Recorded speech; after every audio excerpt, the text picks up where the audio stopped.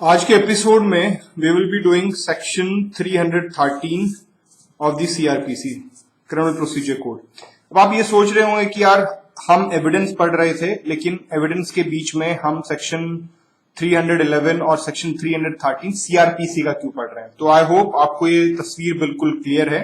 वो हम इसलिए पढ़ रहे हैं क्योंकि हम इंक्विजिटोरियल प्रोसीडिंग्स पढ़ रहे हैं।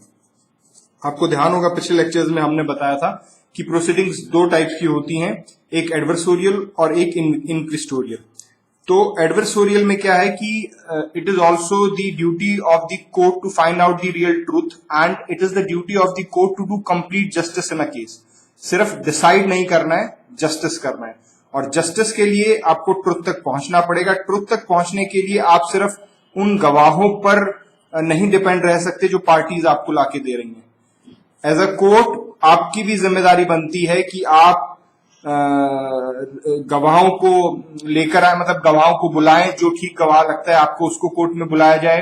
कोई सवाल आप पूछना चाहते हैं सच्चाई जानने के लिए, वो आप पूछ सकते हैं। तो बहुत सारी पावर्स कोर्ट को दी गई हैं। तो उसी सीरीज में हम पहुंचे हैं सेक्शन 313 ऑफ सीआरपीसी।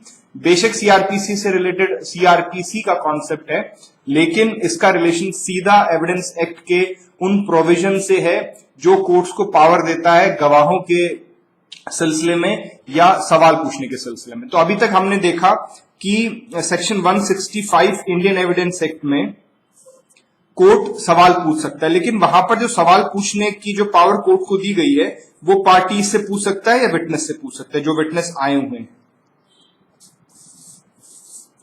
लेकिन अक्यूज्ड से सवाल पूछने के लिए आपको सेक्शन 313 में आना पड़ेगा। ये सिर्फ और सिर्फ अक्यूज से सवाल पूछने के लिए सेक्शन 313 है। तो कुल मिला के सेक्शन 313 हमें क्या बोलता है? सेक्शन 313 बोलता है कि कोर्ट के पास पावर है कि वो अक्यूज से सवाल पूछ सकता है। It is as simple as that. लेकिन अगर हम इसके डीप में जाएंगे तो इसका नेचर समझने की कोशिश करते हैं। चलिए सबसे पहले हम समझते हैं कि सेक्शन 313 का नेचर क्या है। देखिए, आप ध्यान से देखेंगे तो दोनों चीजें हैं इसमें। इंक्विजिटोरियल भी इसका नेचर है और नेचुरल जस्टिस का भी इसमें एजेंस है। इंक्विजिटोरियल कैसे है? देखिए, आप अक्यूज से जब सवाल पूछते हैं तो अक्यूज से सवाल पूछने की पावर आपको इसलिए दी गई है ताकि आप ट्रुथ फाइंड आउट कर सकें। और यह वही चीजें आ गई जो हम इंक्विजिटोरियल में देख रहे थे। तो देखिए, ये इंक्विजिटोरियल प्रोसीडिंग्स हो गई।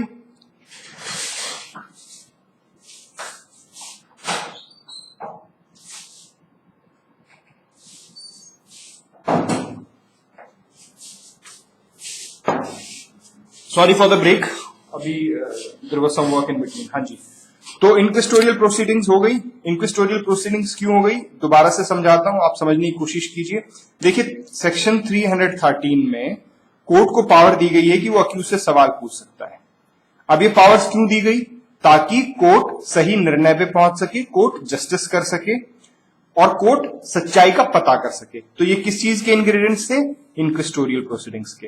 तो हम ये कह सकते हैं कि section 313 is the manifestation of inquisitorial proceeding, या ये कह सकते हैं कि जो सेक्शन 313 का जो नेचर है, जो एजेंस है, वो इंक्विजिटोरियल नेचर है। वहीं पर नेचुरल जस्टिस क्या होता है? सबसे पहले समझते हैं कि नेचुरल जस्टिस होता क्या है। नेचुरल जस्टिस होता है कि सबको सुन के फैसला करना, the right of being heard. मान लीजिए दो पार्टीज हैं, ए और बी। आप कोई भी सिर्फ एक पार्टी को सुन के मन बना ले और आप बी को सुने ही ना, तो this is against the spirit of natural justice.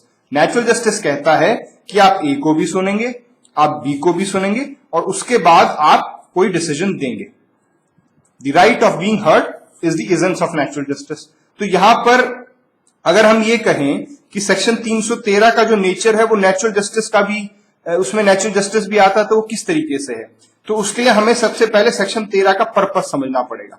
Section 13 का क्या पर्पस है? तो उसके लिए आप बेरेक निकालिए और सेक्शन 313 खोलिए।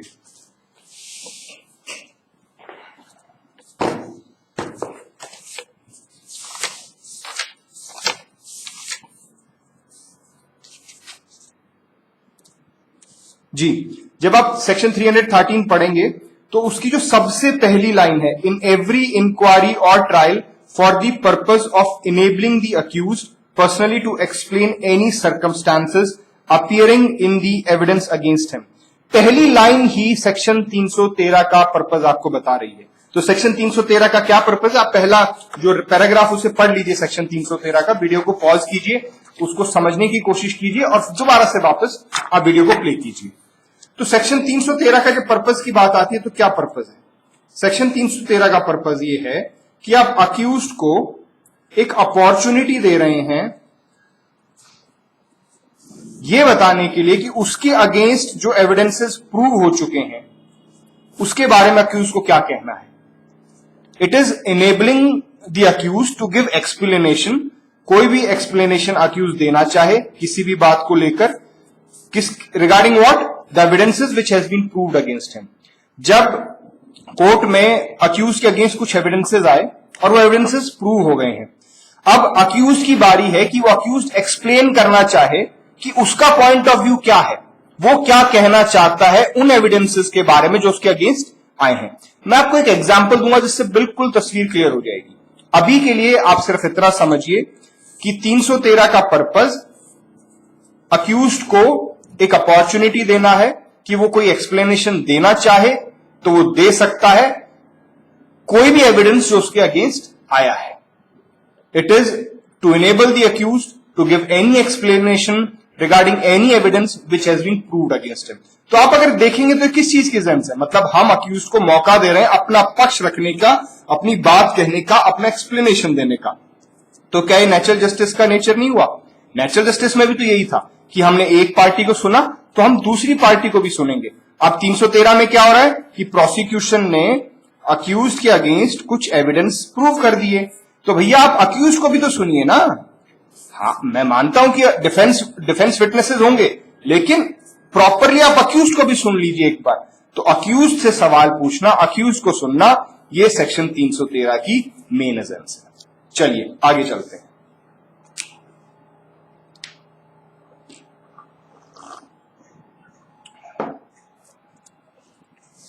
मैं कह रहा था कि मैं आपको एक एग्जांपल देके समझाऊंगा। मान लीजिए एक केस आया है, केस में क्या हुआ कि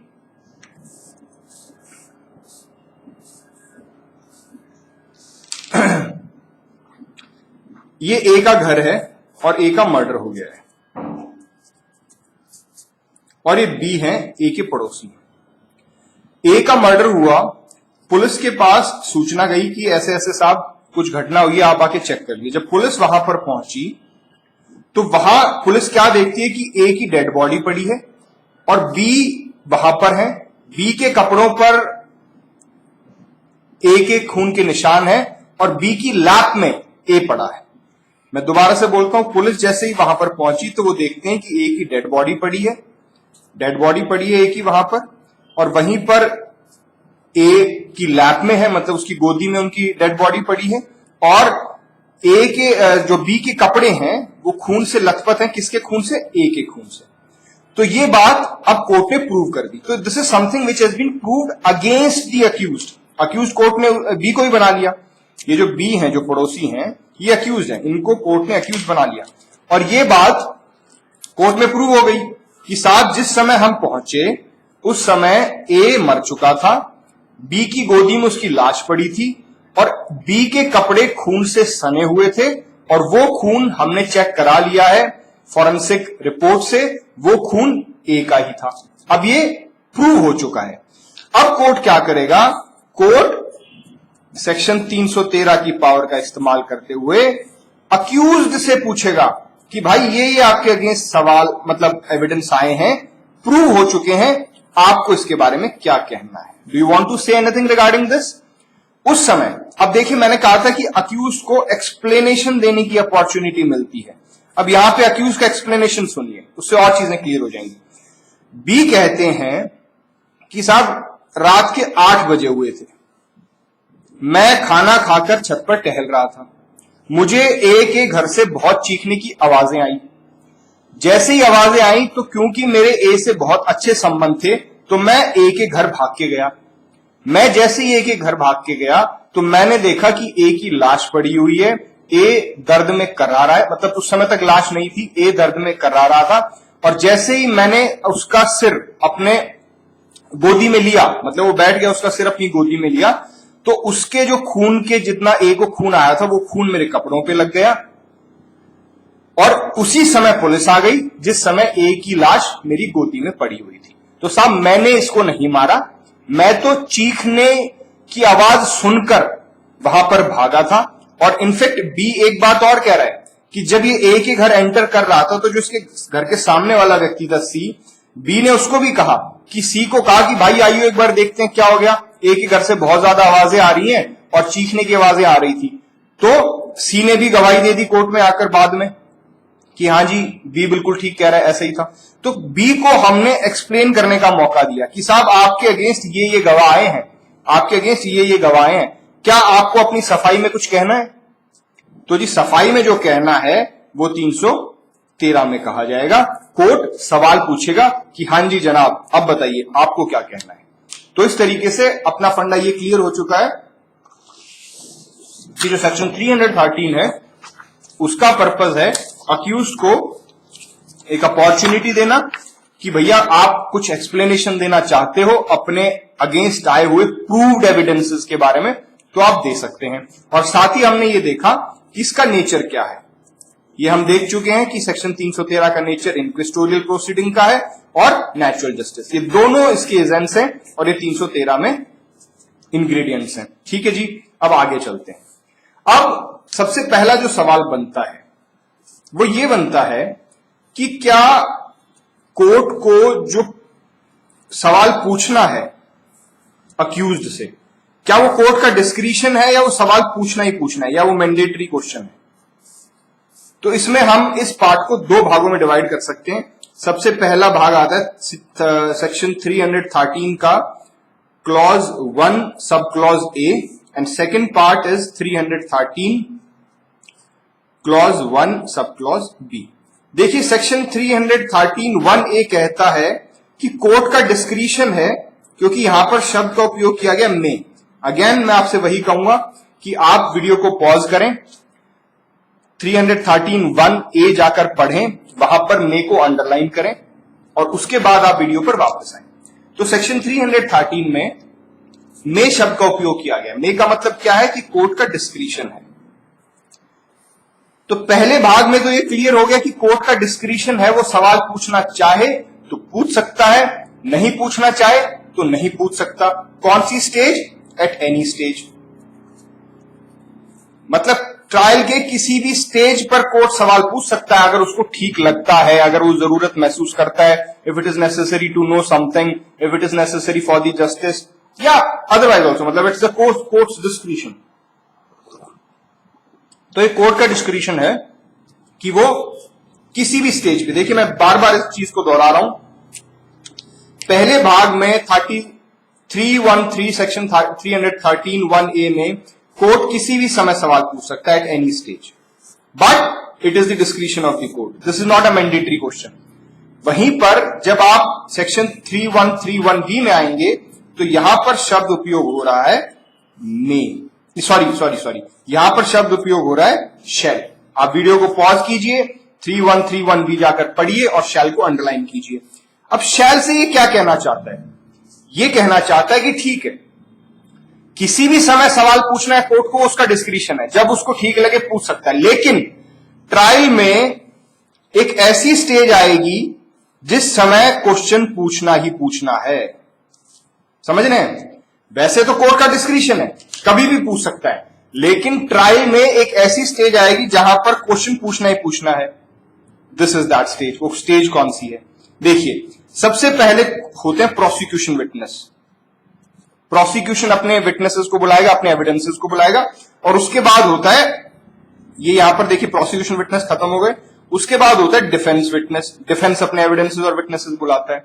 तो प्रोसिक्यूशन विटनेस और डिफेंस विटनेस के बीच में आपको अक्यूज से क्वेश्चन पूछना है। क्या पूछना है? कि आप क्या कहना चाहते हैं, आप अपनी सफाई में क्या कहना चाहते हैं, ये एविडेंसेस आपके अगेंस्ट आए, आपका इसमें क्या कहना है। मैं दोबारा बताता हूं, ये ट्रायल है, ये ट्रायल है, इसमें कहीं पर भी 3131A में सवाल पूछा जा सकता है, but this is the discretion of the court. में कोर्ट को जब महसूस हो बीच में रोक के सवाल पूछ लेगा। लेकिन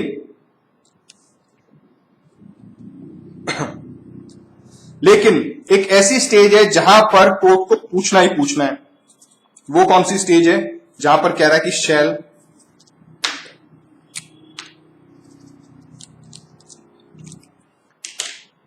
ये स्टेज है प्रोसिक्यूशन विटनेस के खत्म होने के बाद और डिफेंस विटनेस के शुरू होने से पहले। जो ये गैप है, इसमें कोर्ट को सवाल पूछना ही पूछना है। इस तरीके से हमने अपना दूसरा कॉन्सेप्ट क्लियर किया। दूसरा कॉन्सेप्ट क्या था, मैं दोबारा आपके बीच में रिकॉल करा देता हूं। दूसरा कॉन्सेप्ट ये है कि क्या अक्यूज से जो सवाल पूछना है वो कोर्ट का डिस्क्रिशन है या वो मैंडेटरी सवाल है। तो इसको हम दो भाग में डिवाइड कर सकते हैं। पहला है 3131A जो कहता है मे कोर्ट कोई भी सवाल पूछ सकता है, उसका डिस्क्रिशन है, मन करेगा तो पूछ लेगा, जरूरत महसूस करेगा तो पूछ लेगा, नहीं तो नहीं पूछेगा। And this is at any stage. ये आपको ध्यान रखना है, ये किसी भी स्टेज पे पूछ सकता है। लेकिन 3131B कहता है कि एक ऐसी स्टेज है जहां पर आपको सवाल पूछना ही पूछना पड़ेगा, and that is after the prosecution witness and before the defence witness. तो दिस इज एक पर्टिकुलर आपको स्टेज मिल गई यहां पर शैल शब्द का है कि यहां तो आपको सवाल पूछना ही पूछना पड़ेगा। चलिए अब हम अगले इस पे चलते हैं। यहां तक चीजें आई होप क्लियर होंगी। इसके बाद हम आते हैं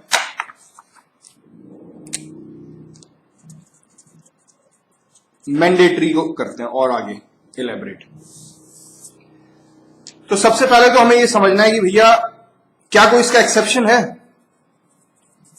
313 ने तो कह दिया कि भाई तुम्हें सवाल पूछना ही पूछना है प्रोसिक्यूशन विटनेस और डिफेंस विटनेस के बीच में, उनके एविडेंस से शुरू होने से पहले, प्रोसिक्यूशन एविडेंस खत्म होने के बाद और डिफेंस विटनेस के शुरू होने से पहले आपको सवाल पूछना है। But is there any exception to that, हम वो देखेंगे।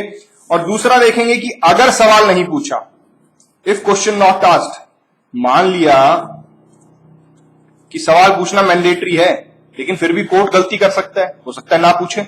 अगर ऐसी कुछ स्थिति आ गई तो क्या किया जाएगा। तो हम इन दो टॉपिक्स को अब करते हैं। तो सबसे पहले करते हैं एक्सेप्शन क्या है। इसमें सिर्फ एक एक्सेप्शन दिया गया है, सेक्शन 313 में ही दिया गया है प्रोविजन में। यह कहता है कि अगर समन्स केस है, देखिए समन्स केस, वारंट केस, ये सीआरपीसी में आते हैं, और जब सीआरपीसी करेंगे तो हम इसको बहुत डिटेल में करेंगे। लेकिन तब तक आप ये समझ लीजिए समन केस वो होता है जिसमें मान लीजिए 2 साल से कम की सजा है। तो दीज आर माइनर केसेस, मतलब जो कि ज्यादा हीनियस या संगीन जुर्म नहीं है, वो समन्स केस में आते हैं। तो एक्सेप्शन ये कहता है कि मान लीजिए कोई समन्स केस है, पहली रिक्वायरमेंट। दूसरी रिक्वायरमेंट, उस समन केस की ट्रायल में अक्यूज की पर्सनल अपीयरेंस कोर्ट ने डिस्पेंस कर रखी है। इसका क्या मतलब है, कोर्ट ने अक्यूज्ड को अलाउ कर रखा है कि आपको पर्सनली अपीयरेंस ट्रायल में देने की जरूरत नहीं है। वैसे the accused has to be present in the trial. जब ट्रायल चलेगी अक्यूज्ड की प्रेजेंस हर तारीख पर जरूरी है। लेकिन समन्स केस में, और वैसे भी कुछ ऐसे प्रोविजन हैं जहां पर कोर्ट अक्यूज्ड को पर्सनल अटेंडेंस से, पर्सनल अपीयरेंस से डिस्पेंस कर सकते हैं, कह सकते हैं कि ठीक है आप मत आइएगा। तो एक तो सेक्शन 205 सीआरपीसी और एक सेक्शन 317 सीआरपीसी। मेरी आपसे रिक्वेस्ट है कि आप वीडियो को अभी पॉज कीजिए और पहले 205 और 317 सीआरपीसी एक बार पढ़ लीजिए। इनमें ज्यादा कुछ बताने का नहीं है, आप नॉर्मल पढ़ेंगे आपको समझ में आ जाएगा कि कौन कौन सी स्थिति में कोर्ट डिस्पेंस कर सकता है कि ठीक है अक्यूज आप मत आइएगा कोर्ट में, आपकी पर्सनल अपीयरेंस की जरूरत नहीं है, आपका वकील आता रहेगा, जब कोर्ट आपको बुलाएगा तब आपको आना है। तो 205 317 एक बार आप नजर मार लीजिएगा, इसमें एक्सप्लेन करने का इतना कुछ नहीं है। लेकिन समझना ये है इसमें, जैसा मैंने कहा कि पहली रिक्वायरमेंट की वो समन केस है, दूसरा कोर्ट ने उसको पर्सनल अपीयरेंस की डिस्पेंसेशन दे रखी है। ऐसी स्थिति में कोर्ट उसको पर्सनल एग्जामिनेशन, इसको पर्सनल एग्जामिनेशन बोलते हैं, जो 313 में सवाल पूछा जाएगा, इसकी भी डिस्पेंसेशन दे सकता है कि ठीक है अगर भाई समन्स केस है, उसको हमने पर्सनल अपीयरेंस की डिस्पेंसेशन दे रखी है, तो पर्सनल एग्जामिनेशन की भी दे दो। मतलब कोर्ट में आगे सवाल, मतलब स्पेशल वो कोर्ट में अगर कोर्ट उसे सवाल पूछे जरूरत नहीं है, जाने दो। तो बिना उसके भी कोर्ट प्रोसीड करेगा। लेकिन यहां पर हमें एक छोटी सी चीज और समझने की जरूरत है। समन्स केस में तो मैंने बोल दिया, लेकिन क्या वारंट केस में कोर्ट पर्सनल एग्जामिनेशन जो करना है उसके लिए डिस्पेंसेशन दे सकता है? इसका जवाब है नहीं, ये सिर्फ और सिर्फ समन्स केस पे अप्लाई होगा। अगर वारंट केस है, मान लीजिए केस वारंट है, सेक्शन 317 में, sorry wait a second, I think this is 217, एक सेकंड, आई नीड टू चेक, मैं थोड़ा सा कंफ्यूज हूं कि 217 है 317 है, एक सेकंड रुकिए बस। Okay sorry, this is 317 only, मैं ठीक बता रहा था आपको, 217 तो चार्ज में चला जाएगा, ठीक है। हाँ जी, वापस आइए। वारंट केस है, वारंट केस में 317 सेक्शन का उपयोग करते हुए कोर्ट ने अक्यूज्ड को पर्सनल अपीयरेंस के लिए डिस्पेंसेशन कर रखा है। अब मान लीजिए प्रोसिक्यूशन विटनेस हो चुके हैं, डिफेंस विटनेस से पहले कोर्ट 313 में सवाल पूछना चाहता है, तो कोर्ट अक्यूज्ड को बुलाएगा कि भाई कोर्ट में आओ, मुझे आपसे 313 का सवाल पूछना है, आपसे एक्सप्लेनेशन सीख करनी है। अब इस समय अक्यूज्ड ये कह दे कि साहब मुझे तो आपने डिस्पेंसेशन दे रखी है, तो अगर मुझे डिस्पेंसेशन आपने पर्सनल अपीयरेंस की दे रखी है तो पर्सनल एग्जामिनेशन की भी दो, तो this will not be applicable.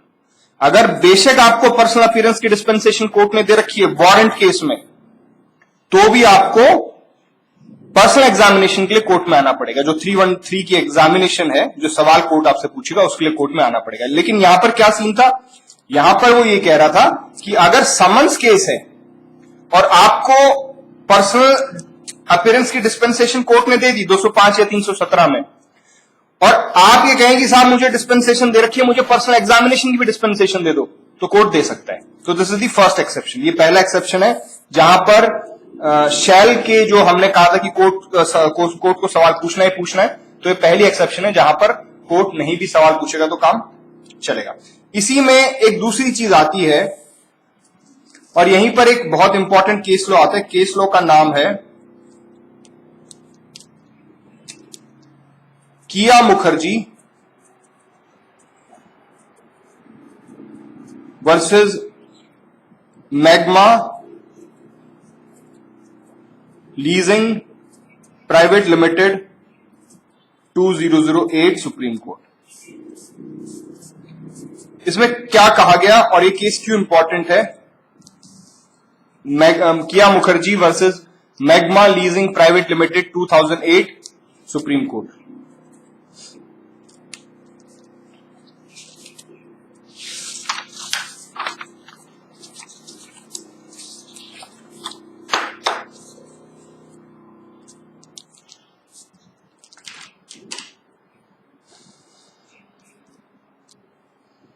इस केस में कहा गया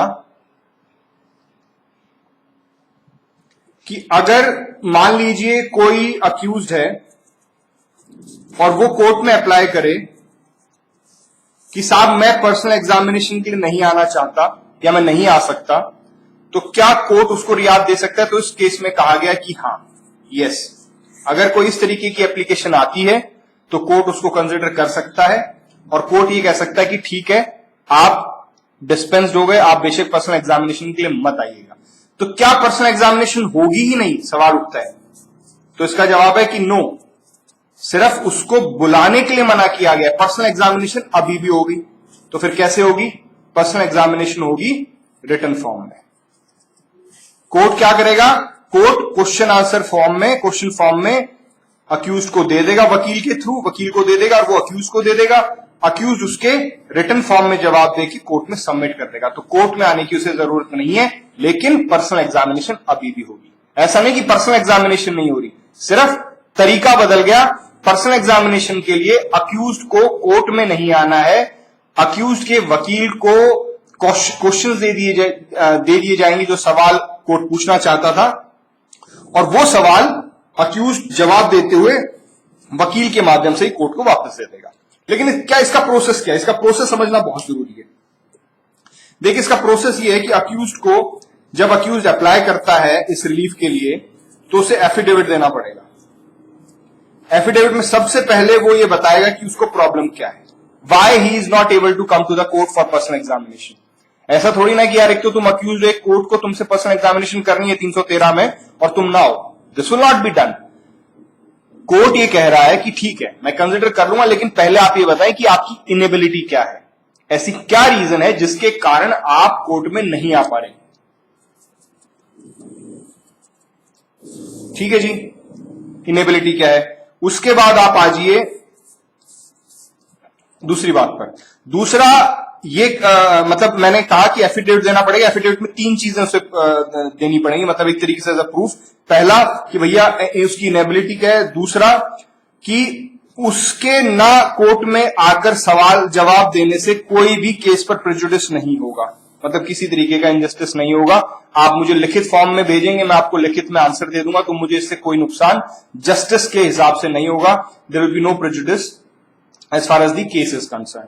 एंड थर्ड, ऐसा नहीं चलेगा कि आज आपने पर्सनल एग्जामिनेशन के लिए मना कर दिया, कोर्ट ने आपको अलाउ कर दिया, और कल को आप इसकी कंप्लेंट करें कि नहीं साहब मेरा तो पर्सनल एग्जामिनेशन नहीं हुआ, कोर्ट ने मुझे मतलब कोर्ट में बुलाकर पर्सनल एग्जामिनेशन नहीं किया, तो ये आप कल को कंप्लेंट या शिकायत नहीं कर सकेंगे। आपने एक बार परमिशन सीख कर ली, कोर्ट ने आपको अलाउ कर दिया, कोर्ट ने आपको क्वेश्चंस बना के दे दिए और उन क्वेश्चंस का आपने आंसर दे दिया, उसके बाद कल को आप ये कहें कि नहीं नहीं नहीं मेरा तो पर्सनल एग्जामिनेशन ढंग से नहीं हुआ, मुझसे तो ढंग से पूछा नहीं गया, मुझे एक्सप्लेनेशन का मौका नहीं मिला, मेरे खिलाफ जो गवाह आए थे, एविडेंस आए थे, उनका तो मैं एक्सप्लेन नहीं कर पाया, तो this will not be done. So these 3 things the court will consider. ये एक एफिडेविट की फॉर्म में अक्यूज कोर्ट को देगा, और इन 3 चीजों को कंसिडर करने के बाद कोर्ट इस बात पर डिसाइड करेगा कि उसको वो पर्सनल एग्जामिनेशन की जो वो डिस्पेंसेशन मांग रहा है उसको दी जाए या नहीं दी जाए। और अगर कोर्ट उसको दे देता है तो जैसा मैंने आपको बताया, वकील के माध्यम से उसको कुछ सवाल भेज दिए जाएंगे रिटर्न फॉर्म में, उसका वो लिखित रूप में जवाब दे देगा। अब ये 2008 का केस है, Keya Mukherjee versus Magma leasing private limited. इस केस के नतीजे के कारण जन्म हुआ क्लॉज 5 का। तो सबसे पहले आप वीडियो को पॉज कीजिए और उसके बाद आप वीडियो पर वापस आइए, पॉज करके आप क्लॉज 5 को पढ़िए कि क्लॉज 5 क्या कहता है, और उसके बाद मैं आपको बताता हूं कि क्लॉज 5 क्या कहता है। क्लॉज 5 ज्यादा कुछ अलग नहीं बोलता, जो किया मुखर्जी के केस में कहा गया उसी को लेजिस्लेचर ने सीआरपीसी में इंक्लूड कर लिया और वहीं से क्लॉज 5 का जन्म होता है। लेकिन आप वीडियो को पॉज कीजिए और एक बार फिर उसके बाद क्लॉज 5 को मैं समझाता हूं आपको।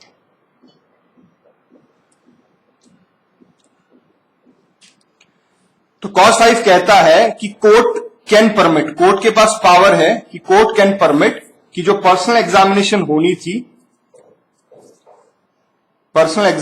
होनी थी उसकी जगह पर कोर्ट रिटन एग्जामिनेशन कर ले, रिटन रिप्लाईज अक्यूज्ड दे सकता है। वही बात किया मुखर्जी के केस में कही गई थी। अब उसने क्या किया मुखर्जी से हिंट लेते हुए लेजिस्लेचर्स ने इसको क्लॉज 5 डालते हुए सीआरपीसी में इंक्लूड कर दिया। इसमें कुछ अलग नहीं है, वही बात है, मैं दोबारा दोहरा रहा हूं कि कोर्ट परमिट कर सकता है कि पर्सनल एग्जामिनेशन की बजाय आप रिटन रिप्लाईज दे दीजिए। एग्जामिनेशन हो रहा है, देखा आपको ये समझने की बहुत इंपॉर्टेंट यहां पर जरूरत है। ऐसा नहीं कि 313 का जो एग्जामिनेशन है वो ही नहीं हो रहा, वो तो होगा लेकिन उसकी फॉर्म बदल गई। पहले वहां पर कोर्ट में आकर आमने सामने एग्जामिनेशन होना था और अब क्या हो रहा है कि रिटर्न रिप्लाईज फाइल किए जा रहे हैं। ठीक है जी। अब इसके बाद चलते हैं हम इसके दूसरे पार्ट पर, मतलब क्लॉज 5 के 2 पार्ट्स हैं। दूसरा पार्ट ये कह रहा है कि अगर कोर्ट को क्वेश्चंस फ्रेम करने के लिए प्रोसिक्यूशन या डिफेंस काउंसिल की कुछ मदद लेनी है तो वो ले सकता है। It is as simple as that.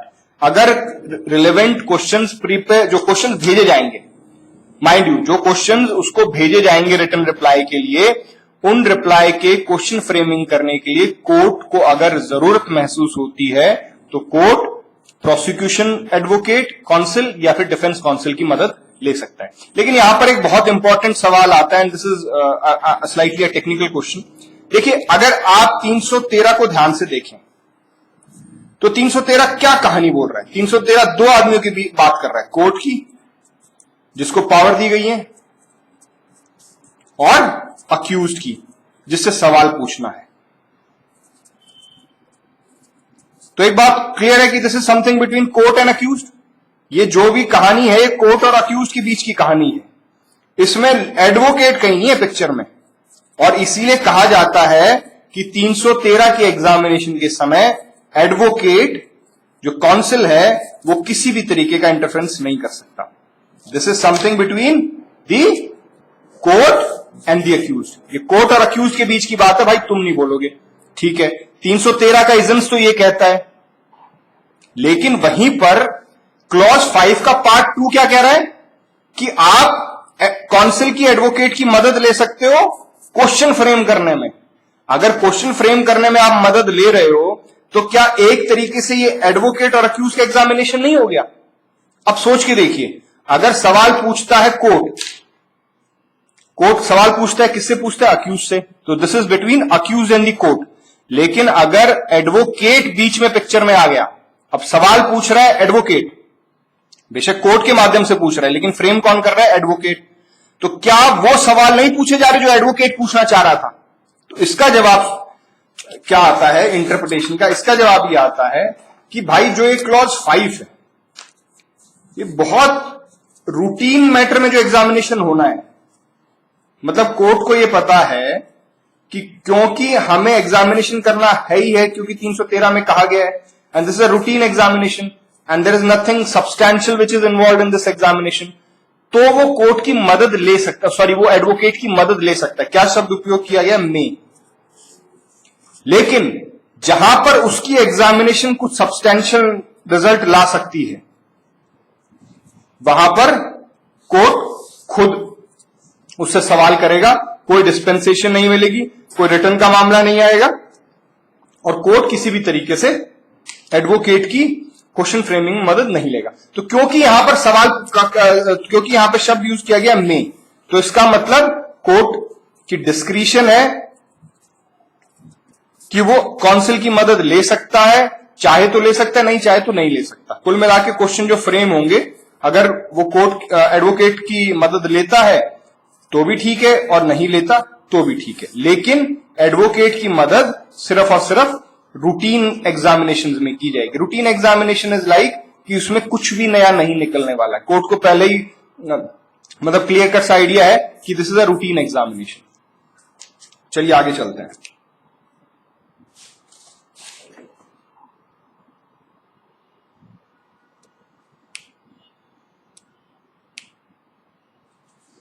और बेसिकली जो रिटर्न रिप्लाईज और ये रिटर्न का कॉन्सेप्ट, ये चलता भी रूटीन एग्जामिनेशन में ही है। जहां पर कोर्ट को ये लगता है कि कुछ सब्सटेंशियल या कुछ इंपॉर्टेंट एग्जामिनेशन नहीं है, यहां पर रूटीन में है, तो वो कोर्ट रिटर्न वाले फॉर्मेट पे चले जाते हैं और रिटर्न एग्जामिनेशन भी हो जाती है, जो क्लॉज 5 और किया मुखर्जी में जो बात कही, रिटर्न एग्जामिनेशन। लेकिन एग्जामिनेशन करना जरूरी है, मतलब I hope this is clear कि एग्जामिनेशन पक्का होगा।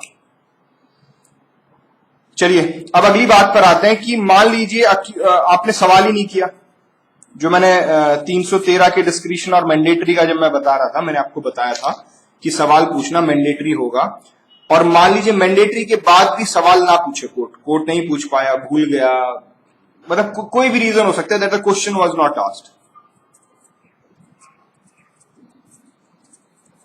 Which question? 313 में जो अक्यूज से सवाल पूछना है। तो अब क्या होगा?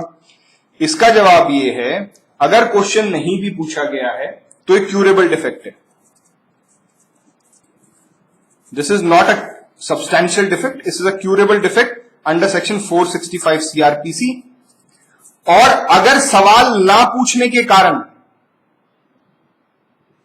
जस्टिस नहीं मिला है, फेलियर ऑफ जस्टिस हुआ है, अगर क्वेश्चन ना पूछने के कारण it has resulted into failure of justice, तो प्रॉब्लम है, तो कोर्ट वापस जाके हो सकता है ट्रायल दोबारा चला दे और सवाल दोबारा पूछ ले। लेकिन मान लीजिए ट्रायल हो चुकी है, सिर्फ सवाल नहीं पूछा, लेकिन कुछ इनजस्टिस नहीं हुई है, तो कोई बात नहीं, इस मामले में there will be no going back in the appeal, और ये एक क्यूरेबल डिफेक्ट है, कोर्ट इसको रिटर्न नहीं करेगा, कोर्ट इसमें किसी भी तरीके की जजमेंट को सेट असाइड नहीं करेगा। मैं दोबारा से आपको बता देता हूं एक बार, ये और ज्यादा क्लियर हो जाएगा।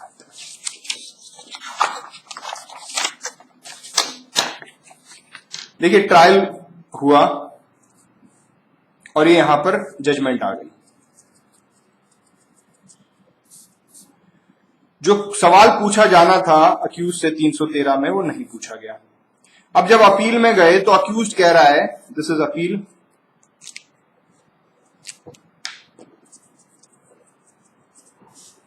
अक्यूज कह रहा है कि साहब मुझसे 313 का एक्सप्लेनेशन तो मांगा ही नहीं गया। तो कोर्ट क्या करेगा? क्या कोर्ट जजमेंट को सेट असाइड कर देगा?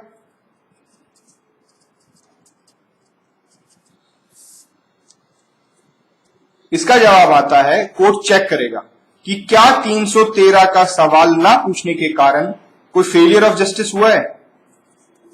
भाई आपने सवाल नहीं पूछा और वो सवाल इतना जरूरी था, वो एक्सप्लेनेशन उस स्टेज पे इतनी जरूरी थी कि वो ना पूछने के कारण इनजस्टिस हो गया हो।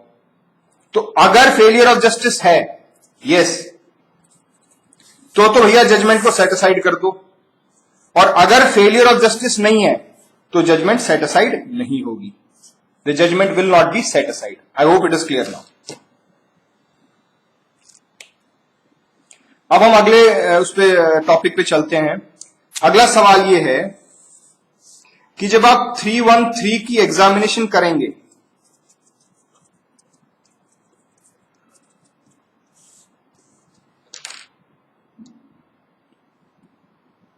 तो क्या इसमें आप ओथ ले सकते हैं? मतलब क्या अक्यूज को अक्यूज 313 के एग्जामिनेशन में क्या अक्यूज को ओथ दिलवाई जा सकती है? तो इसका आंसर हमें क्लॉज 2 में मिलता है और सेक्शन 313। आप वीडियो को पॉज कीजिए और एक बार क्लॉज 2 पढ़िए। क्लॉज 2 में ये क्लियर शब्दों में लिखा गया है कि 313 के एग्जामिनेशन के समय अक्यूज को ओथ नहीं दिलवाई जाएगी। Very explicitly clearly it has been stated in 313 clause 2। इसके रीजंस क्या है? क्या रीजंस हो सकते हैं कि ओथ नहीं दिलवाई जाएगी, वो समझते हैं।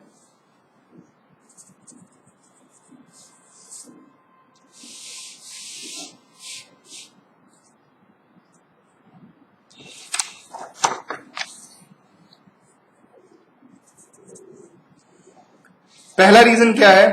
पहला रीजन है कि जब आप ओथ दिलवाते हैं, मान लीजिए आप अक्यूज्ड को या विटनेस को ओथ दिलवाते हैं, तो एक तरीके का फियर आता है दिमाग में कि भैया जो बोलना है सच बोलना है, कुछ गलत नहीं बोलना है। तो 313 में हम सिर्फ अक्यूज की बात कर रहे हैं, क्योंकि विटनेस की तो यहां पर एग्जामिनेशन हो ही नहीं रहा ना 313 में। 313 में तो सिर्फ अक्यूज का एग्जामिनेशन हो रहा है। तो जब आपने ओथ दिलवा दी तो एक तरीके से फियर है अक्यूज के दिमाग में कि एक तो मुझे बोलना है, आई हैव टू स्पीक, और जो मैं बोलना चाहता हूं वो नहीं बोल सकता। मान लीजिए वो गलत बोलना चाहता है, सच बोलना चाहता है, झूठ बोलना चाहता है, कुछ भी बोलना चाहता है, कुछ भी एविडेंस देना चाहता है, एक तरीके से उसके दिमाग में फियर आ जाएगा। जबकि पॉलिसी क्या है 313 की? 313 की पॉलिसी ये है कि अक्यूज्ड जो भी, पहली बात तो बोलना चाहे या नहीं बोलना चाहे, चाहता है या नहीं चाहता, अगर नहीं भी चाहता तो भी दिक्कत नहीं है। जब कोर्ट अक्यूज से सवाल पूछेगा कि भाई आपको अपनी सफाई में क्या कहना है, अक्यूज कहता है जी मुझे कुछ नहीं कहना, तो भी चलेगा। और वो कहता है कि हां जी कहना है, वो या तो सच बोलेगा या झूठ बोलेगा, तो झूठ भी चलेगा, सच भी चलेगा। 313 सिर्फ एक अपॉर्चुनिटी दे रहा है अक्यूज को, जो कहना है भाई कह, सच्चा झूठा जो भी तेरा मन है, जो भी तू एक्सप्लेनेशन देना चाहता है वो तू दे। लेकिन अगर आपने ओथ उसको दिलवा दी तो एक तरीके का फियर हो गया। फियर हो गया तो जो वो कहना चाहता है वो नहीं कह पाएगा और वो चुप भी नहीं रह पाएगा, बिकॉज ओथ हो गई है। इसलिए the first reason that oath is not allowed in the case of 313 CrPC. और यहीं से आप देखिए क्लॉज 3 ऑफ सीआरपीसी। वीडियो को पॉज कीजिए और क्लॉज 3 ऑफ सीआरपीसी पढ़िए, क्या कहता है क्लॉज 3 ऑफ सीआरपीसी।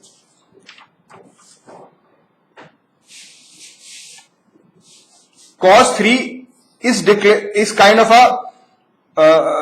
क्लॉज 3 में एक तरीके की डिक्लेरेशन है और वो इस लॉजिक को फर्दर सपोर्ट करता है। कौन से लॉजिक को? कि भैया किसी भी तरीके का फियर नहीं होना चाहिए, वो चुप भी रह सकता है और वो गलत भी बोल सकता है, झूठ भी बोल सकता है, जो भी वो मन चाहे वो बोल सकता है। और क्लॉज 3 क्या कह रहा है? क्लॉज 3 ये कह रहा है कि अगर वो नहीं बोलता, पहली बात वो नहीं बोला, कहता जी मुझे कुछ नहीं कहना, तो भाई उसकी इस बात पे कोई सजा नहीं होगी। अदरवाइज सेक्शन 179 आईपीसी एक ऑफेंस है कि जब आपसे कोई सवाल पूछा जाए और आप उस सवाल का जवाब ना दें तो आपको 179 आईपीसी में सजा हो सकती है।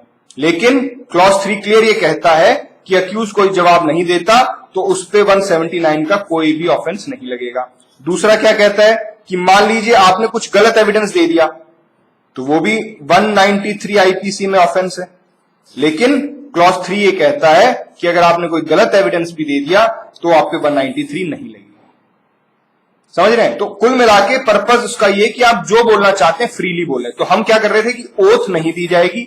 पहला रीजन हमने क्या कहा कि ओथ इसलिए नहीं दी जाएगी क्योंकि ओथ से अक्यूज के दिमाग में फियर आता है, और फियर आने से जो पर्पज है 313 का कि वो जो बोलना चाहे भी या नहीं बोलना चाहे वो बोल सकता है, उस पर्पज से अपना कॉन्सेप्ट हट जाएगा and that will create a problem. और जो इनहेरेंट कैरेक्टरिस्टिक 313 की हम उससे दूर चले जाएंगे। और यही बात उसने क्लॉज 3 में रिपीट कर दी। क्लॉज 2 में तो ओथ की बात कही गई, ओथ की बात को सपोर्ट करते हुए उसने फर्दर डिक्लेरेशन दे दी कि भैया accused will not be liable for any punishment. Accused will not be liable for any punishment refusing to answer and giving false answer. अगर वो रिफ्यूज करता है तो भी लाइबल नहीं होगा, और अगर वो झूठा फॉल्स आंसर देता है तो भी वो लाइबल नहीं होगा। तो this was the first reason why oath is not allowed. Now let's come to the second reason.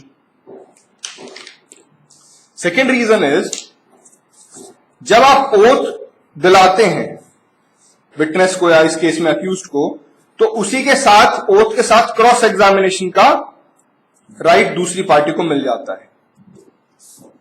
लेकिन जैसे ही आपने क्रॉस एग्जामिनेशन अलाउ कर दिया तो that will be the examination between the advocate and the accused.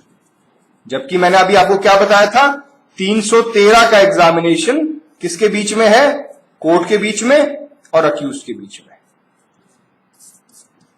मैं दोबारा से आपको बताता हूं, जैसे ही आप ओथ दिलाते हैं, ओथ दिलाते ही क्रॉस एग्जामिनेशन की पावर मिल जाती है दूसरी पार्टी को। दे हैव अ राइट, क्योंकि ओथ पे बात कही गई सब्सटेंशियल बात मानी जाती है, और अगर क्रॉस एग्जामिनेशन नहीं हुआ तो उसकी सच्चाई कैसे आएगी? तो जब क्रॉस एग्जामिनेशन की पावर या राइट दूसरी पार्टी को मिला तो इसका मतलब एडवोकेट कौंसिल सवाल पूछ सकता है अक्यूज से, और जैसे ही एडवोकेट या कौंसिल अक्यूज से सवाल पूछेगा तो जो 313 की इनहेरेंट कैरेक्टरिस्टिक थी कि साहब this is an examination between court and accuse, वो चली जाएगी। बिकॉज अब एग्जामिनेशन किसके बीच हो रहा है? Advocate and accuse. तो इन दो रीजंस के कारण ओथ 313 में नहीं दी जाती है। 313 की एग्जामिनेशन में आपको अक्यूज्ड को जवाब देने से पहले ओथ नहीं दिलवानी है। चलिए अब हम अगले टॉपिक पे चलते हैं, एंड दिस टॉपिक इज कि एविडेंशियरी वैल्यू क्या है।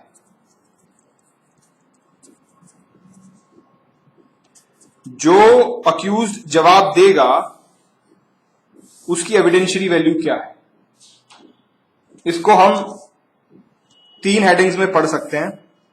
पहली हेडिंग है कि क्या वो सब्सटेंटिव पीस ऑफ एविडेंस है।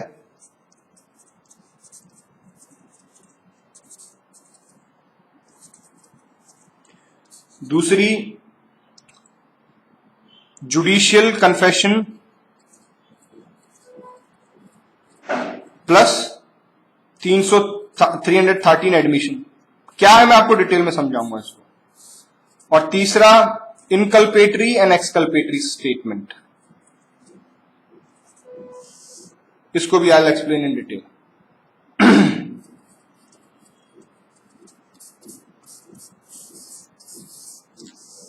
तो सबसे पहले हम करते हैं कि सब्सटेंटिव पीस ऑफ एविडेंस ये है या नहीं है।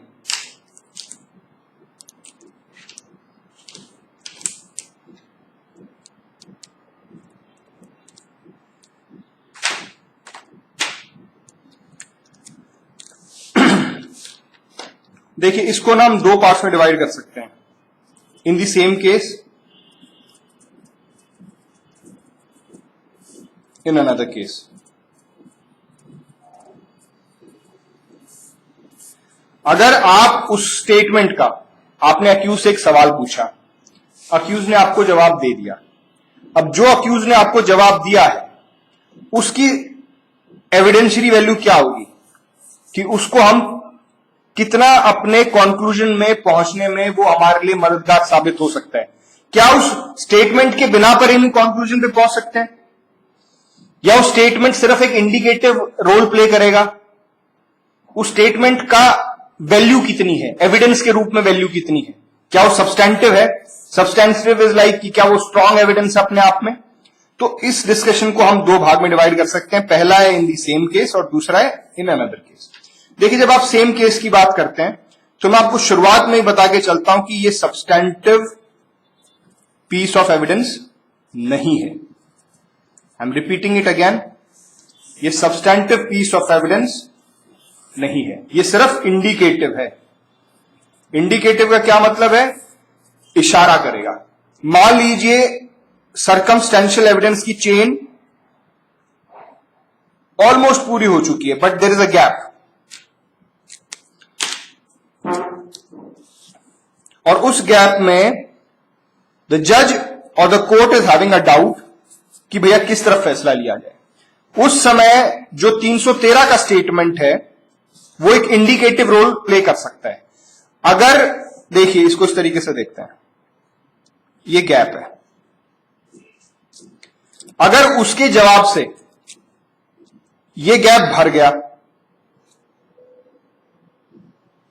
अगर अक्यूज के जवाब से ये गैप भर गया तो कोर्ट इस कंक्लूजन पे पहुंचेगा कि हां the accused did the wrong. मतलब उदाहरण के तौर पे मान लीजिए सब कुछ प्रूव हो चुका है, जो हमने शुरुआत में एक एग्जांपल लिया था कि पड़ोसी उसके घर पे गया, लाश उसकी गोदी में मिली, उसके खून से कपड़े लथपथ थे। अब सब कुछ प्रूव हो चुका है, ये भी प्रूव हो चुका है कि उसका मोटिव था, वो उससे बदला लेना चाहता था, ठीक है। ये भी प्रूव हो चुका है कि उसने 2-3 दिन पहले किसी के सामने कहा था कि मैं इसको मारूंगा। मतलब सब कुछ प्रूव हो चुका है, लेकिन फिर भी कोर्ट को डाउट है।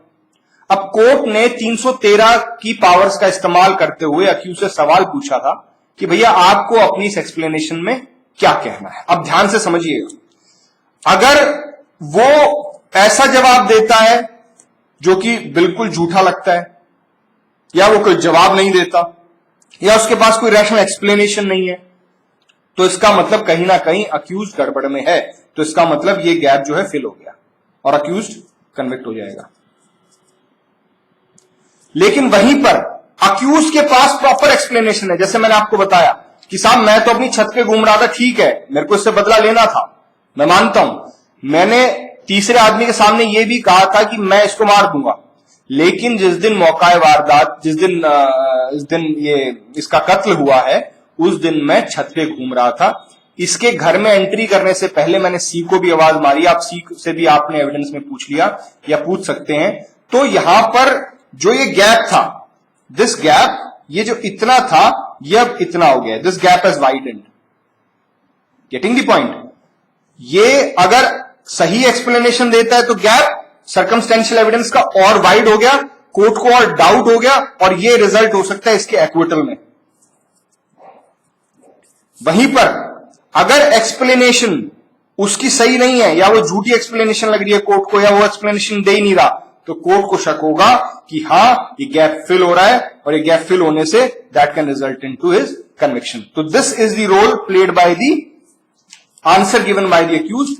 तो हम कर रहे थे कि एविडेंशियरी वैल्यू उसकी क्या होगी।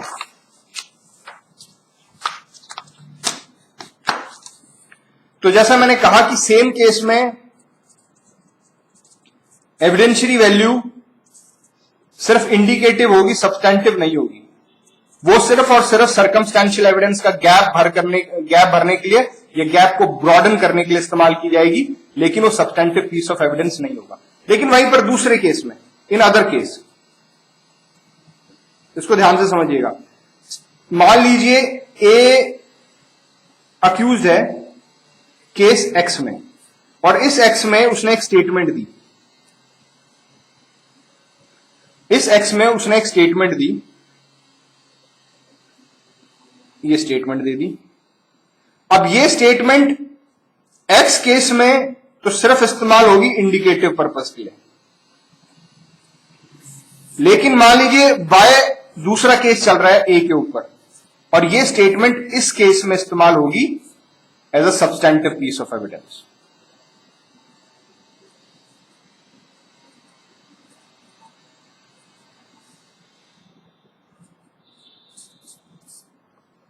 मैं आपको एक एग्जांपल से समझाता हूं, फिर चीजें आपको बिल्कुल और अच्छे से क्लियर हो जाएंगी। मान लीजिए 313 की पावर का इस्तेमाल करते हुए कोर्ट ने पूछा ए से कि भैया तुम मौका वारदात पे क्या कर रहे थे, जहां पर ऑफेंस हुआ कि तुम वहां पर क्या कर रहे थे। अक्यूज कहता है जी मैं वहां पर चोरी करने के लिए गया था। ठीक है, अब एक तरीके से अक्यूज ने ये मान लिया कि अटेम्प्ट टू थेफ्ट उसने किया है। भाई थेफ्ट नहीं हो पाया तो अटेम्प्ट टू थेफ्ट तो किया ही है ना, दिस इज कन्फेस्ड। जब अक्यूज से ए ने पूछा, कोर्ट ने पूछा कि तुम मौका वारदात पर क्या कर रहे थे, ये प्रूव हो गया है, ये एविडेंस आपके अगेंस्ट आ गया है कि आप मौका वारदात पर थे, दिस हैज बीन प्रूव्ड। अब this is an evidence against you. अब कोर्ट 313 में सवाल पूछकर आपसे एक्सप्लेनेशन मांग रहा है कि आप वहां पर क्या कर रहे थे।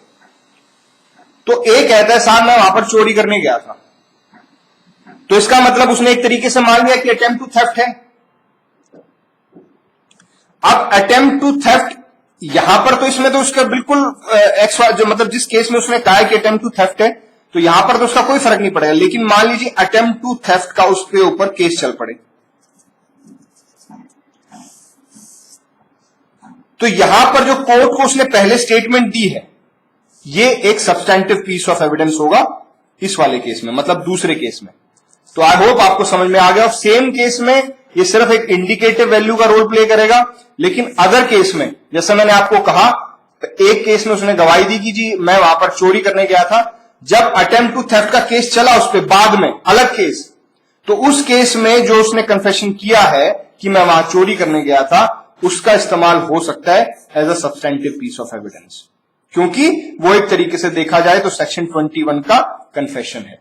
अब सेक्शन 21 का कन्फेशन कैसे है, आप अभी उसकी डिटेल में मत जाइएगा। सेक्शन 21 जब हम डिटेल में करेंगे तो I explain it to you, लेकिन तब तक आप ये समझ सकते हैं कि सेक्शन 21 का कन्फेशन उसके ऊपर अप्लाई हो जाएगा और वो एक सब्सटेंटिव पीस ऑफ एविडेंस होगा। चलिए अब हम अगले टॉपिक पे चलते हैं। अगला टॉपिक एक केस से सिलसिले में है। केस की साइटेशन है विष्णु प्रसाद सिन्हा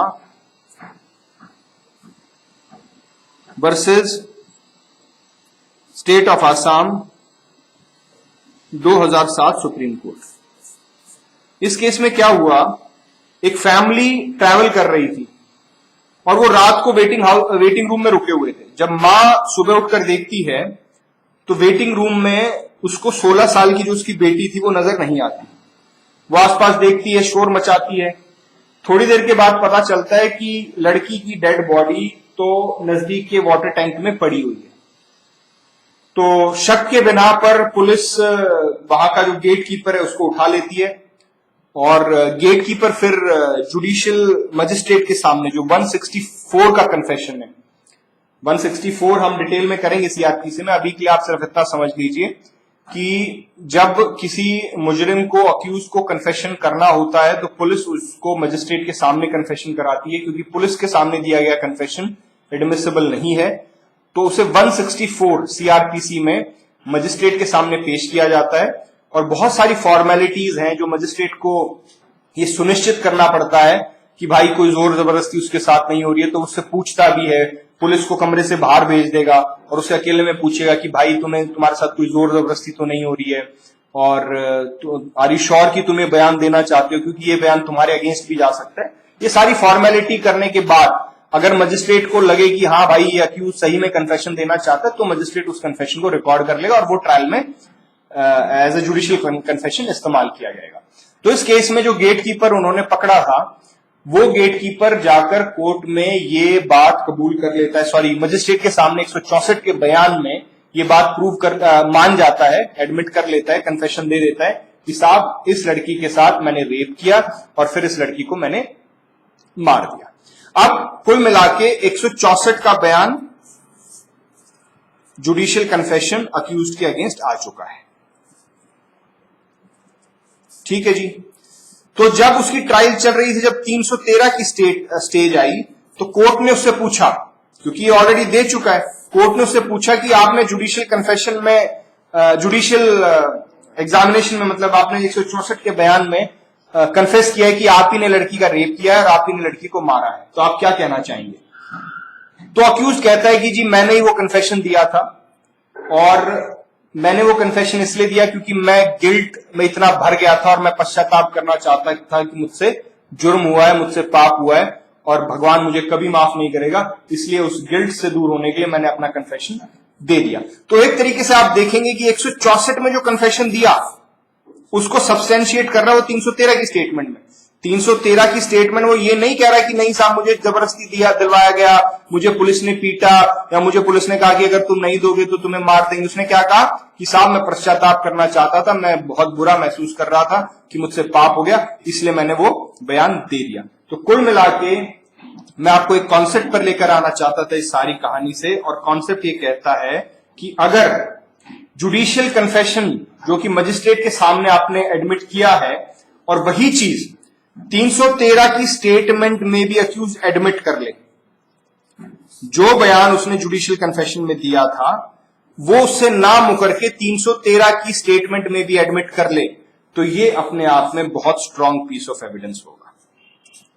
क्योंकि आप देखिए कोई इनकंसिस्टेंसी नहीं है, वो 164 में भी मान रहा है और 313 में आके वो कह सकता था ना कि जी मेरे साथ तो जोर जबरदस्ती हुई है, मेरे को तो पुलिस ने गन लगा दी, कहते तुम्हारे को मार देंगे, तुम्हारी बेटी को मार देंगे।